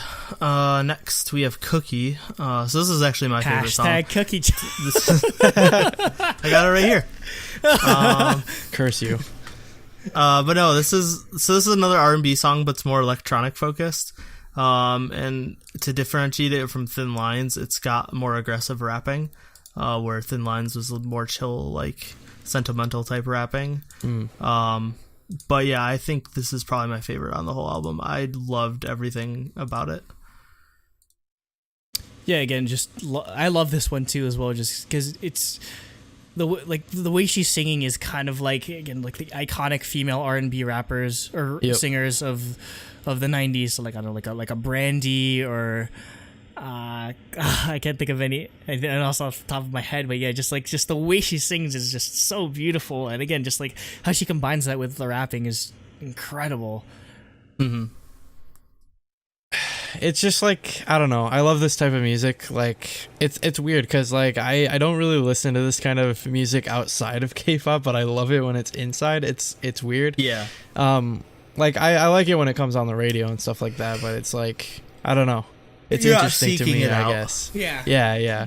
I think it's just like Yoonmirae is sort of a special case where I feel like, I don't know, she just does it so well that like I guess I don't need to go elsewhere, because I feel like I'd compare too much. Yeah, well, I guess to like my favorite artist. She's the OG when it comes to like female rappers, so it's well, I mean, it's gonna be especially natural. in K-pop, yeah. Yep. Next we have You and Me featuring Junaflow. So this is the title track. It's a cover of the Card song. It's a cover of the Card song. I love the idea for this. So this is just like a chill pop song. It's like a really great summer sound. It's not aggressive or sad or anything. I thought it was a great idea for the single. I thought Junaflow fit it perfectly. I think if she featured Tiger on this, he wouldn't have fit nearly as well. Yeah, especially with the lyrics. So for the songs that have English versions, can we just cover the English versions? Yeah, at the same time? I was about to say, we can, because I'm gonna get into that. Because it's pretty much the exact same. The notes are pretty much the same. But yeah, the lyric, and then I think for the English version, it works perfecally. Like, obviously she's American and writes her own stuff. So I'm pretty sure she can actually make the lyrics. I'm pretty sure she's probably writing everything in English. Yeah, maybe definitely. First, her native language is English. Yeah, or just when she's conceptualizing songs, it's probably in English first. So. Yeah. And then I thought the MV was awesome. It's just like a fun dance party with her friends and family. And then with like interspersed shots of her in different outfits singing in front of like different colored backgrounds. I thought it was really well shot and really well done for this type of song. It's simple and well done, but effective. You know? Yeah, exactly. So yeah, like with this song, I actually prefer the English version just because I feel like same. Actually, it was definitely originally written in English, and it works the best that way. Like honestly, this song, I wanted to just start playing on American radio, and I feel like everybody would love this song. Honestly, just like a hip hop R&B throwback station or whatever, you wouldn't notice. Well, like even on today's hits, I feel like people would totally like grab onto that. Like if I could just pay like all the DJs just $1 million and they just play it in their rotation, it would become popular. Yeah, I guarantee it. Yeah, just for this, with this and the Peach, which is a later song, like I'm weird where I like hearing the Korean version. I didn't like it as much, but I like it way better with the English version, where I like the song basically like it feels more natural when it's the English version. Yeah. So like part of why I like kind of, I guess, quote unquote escaped to K-pop is because I didn't want the lyrics anymore. But like when they're good, like it definitely does add to the song, you know? Because like in a lot of American pop songs, like the lyrics are just like Garbage, nonsense. Well, nonsense, or they're boring, or they don't I mean guess. anything, or you know, it's just. You know, I just feel like it was well done here. Like they're not super deep, but they still are like well executed and don't feel cheesy or anything. Yoonmirae is capable of super deep, so yeah. Okay, so my Skype freaked out there. Yeah. Did it You're happen good. for you guys too? he just had like the thingy, but then it's Okay, fine. well, yeah, because both you guys froze, and then I just went, no. So it would even randomly hear say that. that in the middle of, well, because I froze. Yeah. So that's going to be in my audio, though. It's all like over whatever you guys are talking about. 'Cause Sorry, I was like- users. Yeah. But yeah, my Skype just freaked out for a second. Mhm. Okay, next we have Kai Bai Bo, which is Rock, Paper, Rock, Scissors, paper, if you don't know. scissors. It's a cover of the Jesse. Jesse Dumbfounded Yeah. Microdot Yaks from but- lyrics. So this was the pre-release song, and I think this is a great contrast to You and Me, because this is just like hard hip-hop going back to her roots, where Yeah. You and Me was just like a fun summer pop song. Honestly, and- I expected this song to be the first one on the album. Oh, really? Because Yeah. with the yeah, like with, like, chanting in the beginning, yeah, like it sounds like the opening. Yeah. I'm- But I think it's cool because like most people know Yoonmirae nowadays is like an OST singer. Yeah. Yeah. And this That's was how I know. as the pre-release song was a great way to introduce her to like Yeah, what this is she was made famous for, like. Yeah, exactly.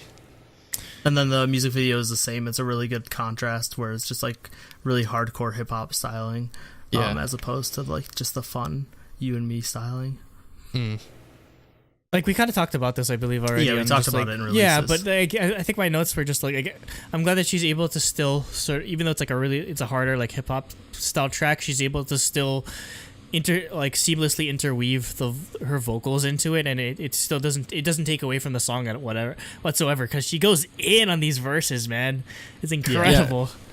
Well, like, yeah, for real, like, again, like, for female rappers, like, Yoonmirae is a standard. Like, she is the bar, in my opinion. Like, you know, everybody aspires to be her, and, like, this kind of song is why. Like, she shows that, you know, she can spit like anybody else can, and then you can go to, like, you can go to her ballads, and then she's like got some of the best vocals anybody's got as well. Like, it's incredible. Yeah, no joke. She's better than some like male rappers that are out there. Honestly, like like her flow is that good, man. Yeah. Next we have Champagne, another song featuring Juno Flow. And this is just a more traditional like American hip hop style song, and that's emphasized by it being in English. And I thought Juno Flow fit this song really well as well. This was definitely one of my favorites. You know, I mean, I'm more tolerant of trap beats than you guys are, so I love this immediately. Just because, this is a more modern hip hop type sound, so sounds something like, I don't know, you'd hear on the radio nowadays. I can't particularly think of any specific rappers right now, but I enjoyed it. Yeah, I think I liked, in terms of features, I probably liked this feature from Juno Flow better than on You and Me, just because I love the hook. The hook's so good. Like, it's so perfect. And again, I usually have like a sort of a problem with triplets, but she's not over reliant on it. Like, she does a good job of changing up her flow and her cadence constantly. And I love how, again, she's, even with this where she's almost 90% rapping, there's still a bit of like melodic, like there's still a bit of notes to the way she's rapping. So again, these are just incredible song after incredible song so far. Yeah, I feel like again, like, sort of like this song like could easily have fallen into a trope, but like the way like how it doesn't, it just shows like I guess how the mastery I guess she has over her craft kind of thing, you know, like like when it first started I was like, oh, this is a little generic, but as the song progressed, like I got a little more into it, and as I got used to it, I liked it a lot more. So yeah, I really like the song as well. Yep.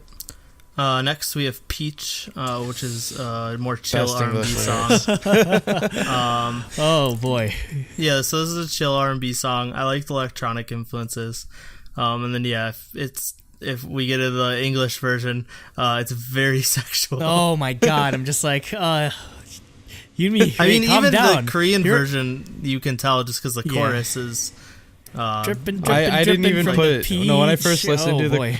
like I listened to this album You in didn't order put at it- first. you didn't- Yeah, I didn't put two and two together. You so did I not was put like, two ah. and I two did. to get Peach. I totally did. Peach, my dude. But what do you you guys think had they're talking you about? had talked about no, it before already. No, anyway. like when we got to the English version later on, like it just I was like, It oh, clicked, and you're like, oh, that's what she's talking yeah, about. that's why I immediately messaged you guys. I was like, oh my god, the English version of Peach.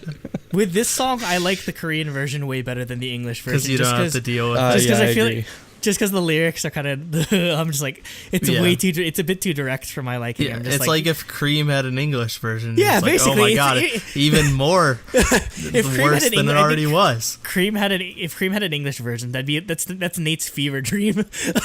That's my worst nightmare. It's like it's Cream, but I can understand it. What the fuck? But I mean, yeah. Instrumentally, I like this song, but yeah, the lyrics are just way too cringy and embarrassing for my taste. I don't think it's cringy. I think it's just I don't think it's like you cringy said. either, It's but too direct. direct. Yeah. Yeah. it's, So it's too I literal. agree. I'd There's rather not listen enough to the Korean lyricism. That's what version. I mean by it. Because it is a great song. Like honestly, Yeah. Peach, the Korean version, is probably my favorite song. I think. Oh really? Wow. Yeah, the Korean version. What I can not the understand English it. version. Next we have No Gravity, piano version. So Yep. it came out. This was another pre-release song. Well, it wasn't really a pre-release song. It was a single. Yeah, it was a They're just single. putting a version on this album 2 months ago, wasn't it? a couple months ago. Yeah, and Yeah. I think this is a fantastic version. I think I prefer the original a little more because I really like the synths. But this would be my favorite song on the album, but I'm not counting it because it was a single. But I loved everything about this song, so Yeah. I was happy they put this on the album. Honestly, like, sorry to cut Andrew off, but like, Sorry. this song for me is like, I guess almost like, I've actually read the lyrics, but like, just the style of it is kind of like, Yoonmirae's like equivalent to Tabo's Airbag. Like, it just feels very basically. signature, I guess, to her. Yeah, definitely. But in terms of what I'd prefer between the original version and the piano version by a mile, honestly. Oh, I agree. Yeah, I love the piano version. Like, I think just because I love how having a piano version just sort of strips back the instrumentals enough where you're able to appreciate her vocals. Just because like the choral nature of like the vocals during the chorus is incredible. I love her lyricism, just like set it free, no gravity, like that sort of thing. Like again, there's a lot of artistry in this song, and I feel like the piano version just like lets you just like listen to it, like and pay attention to it. Yeah, like if I were to go I back to definitely my understand sort that. of, if I were to go back to my sort of like synesthesia comparisons, I'd be like, I visualize her just singing alone in a church. Yeah, like at the piano. basically, yeah. And there's a spiritual, or like there's like a spiritual nature to the song that you can sort of derive from it. Well, a lot of that visualization comes from the fact that, you know, how stripped back it is, and also how much space they give between the piano and the vocals. Like it really opens it up and makes it seem like, you know, a big space is, you know, it's being played in. Again, that echoey effect that they have on that, the chorus is just incredible, and like definitely helps set the sound stage. Like there's, like this song is it's nothing short of beautiful, and I love this piano version so much. Yeah. Yeah. Next we have Like Today featuring Double K and Who $? I don't know how to pronounce that. But this is another Who money. Yeah, who money? Yeah, who knows? Who money?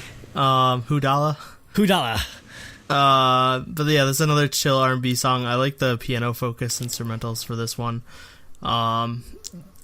They like have a pretty long verse for the feature as well, and I thought it fit really well. I think they did a great job choosing the features for the songs on this album.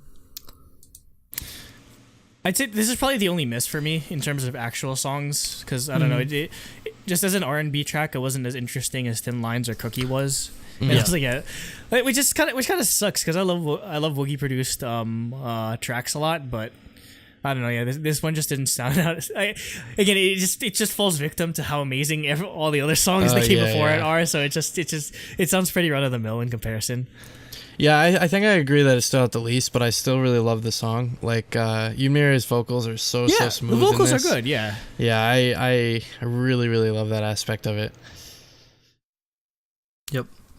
And finally, since we're skipping the English versions, we Love have this song so much. Jam Come On Baby remix. So this was a single that she released in 2016. So this is more electronic focused version. Wait, was of it really? Was it really 2016? Yeah. At least the music video was Oh my 2016. 2016. Yeah, actually, I think you're right, because I think it came out my first semester of college. I remember that. But yeah, this is a great remix. Just a little more electronic focus than the original. Yeah, came out really well. Again, I'd say this in Like Today would probably be the only misses, just because I'm usually a big fan of like vocal shopping when it comes to remixes, but I don't know, this just kind of came off messy and repetitive a bit. So yeah, I didn't like compared to the original song, which I went back and listened to. It just kind of butchered it away in a way. I do agree that I think I like the original better, but I still think this is a pretty good remix. I think it might also just be biased because I love the song already, so that kind of thing. But yeah, honestly, I wish they just had put that song right on the album. I think it would have been great. Yeah. Okay, that's it for this album. We will do our scores, and for me, I did a 6-1, so I gave it a 9. I thought all the tracks were amazing. Definitely a 6 for music. I thought the concept and everything was great. Nothing blew me away, but I thought it was really good. So 2, and then 1 for bias, obviously.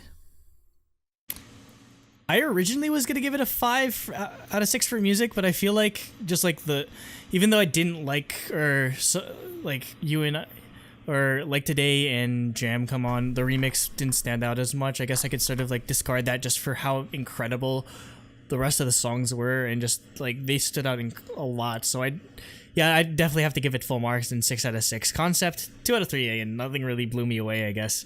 But yeah, definitely bias 0.1 out of 1. And yeah, it was definitely an interesting experience just because I don't really get to hear this type of music in K-pop a lot. So it's really refreshing to hear this. And wait, are you joking that this is like her first album in forever? No, this is her first album real. in 16 years. What the hell? 15 or 16. What has she been doing all this time? Well, she's been releasing music, but she just never put out an album. Oh, okay. Singles She's just and been FBTY. OSTs, lots of OSTs. I hope we don't have to wait 16 years for the next album. What the hell, man? Like I need more. So for me, I think I'm gonna give it a 10. Like I really I thought about it. Well, Yeah, I thought about it too. I'm a huge fan of Yoonmirae, and I really, really loved the album. So I think she definitely deserves a 10. The only thing I guess we've already talked about the music. Obviously, it's fantastic. With the concept, all I'd say is like the MVs didn't actually blow me away, but I think the album still deserves a 10. And with concept, like I absolutely love the album art. Like it's so clean. Oh like, yeah, that's totally really my clean album style. art. I love it. It's orange lighting that you actually appreciate, Jacob. Well, it's not orange, it's red. Like it's not this reddish. freaking yellow orange dank disgusting thing. It's certified not dank. Yeah, like this looks cool and like I don't know, just chic and interesting. It's cool. Yep. Okay, so 9 out of 10 overall. Gets shiny. Yep. Everyone gets shiny with Triple H. Oh, I'm sorry, Triple H. I'm sorry, Triple H. I feel bad because Triple H I do too, because I know, like, I don't like being negative about stuff. Triple H is gonna bury you. Triple H is gonna bury us now. I'm not gonna lie about what I think. So. You know what? You know what will get will get me like a 10 out of 10 for if Triple H actually collaborates with Triple H. The wrestler. If Triple H collaborates with Triple H, I will give it 10 out of 10 album of the year. Please. Okay. We're all good. All right. So with that, we've finished the show. Yep. Jacob's being super awkward closing for some reason. Yeah. So what do we have on our schedule? Going to see Monster X tomorrow. Produce Cast should be out by Produce Cast should be out, way before this, hopefully. Cardcast will be out this week. Cardcast soon. Well, it'll be out before you hear this, too. Yeah, actually. Because it comes out Wednesday, I think. Oh, yeah. So we have a busy schedule ahead of us. Yep. I'll get to editing videos whenever I can.